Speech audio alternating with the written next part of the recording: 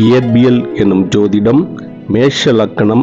குரு 5 முதல் 8 வீடுகள். பலன்கள். 5ஆம் வீடு சிம்மம். குரு நட்பு வீடு. மிக சிறந்த நிலை. அரசு வேலை, குழந்தைகள், நல்ல குணம், கல்வி, தர்மம், நம்பிக்கை. 6ஆம் வீடு கன்னி. குரு பகை வீடு. சேவை மனப்பான்மை, அதிக உழைப்பால் சோர்வு, கடன், நோய், எதிரி, சமூக சேவையில் வெற்றி. 7ஆம் வீடு துலாம். குரு பகை வீடு. நல்ல துணைவர், திருமண வாழ்க்கையில் புரிதல், கூட்டு தொழிலில் வெற்றி, வெளிநாட்டு வாய்ப்பு. 8ஆம் வீடு விருச்சகம். குரு நட்பு வீடு.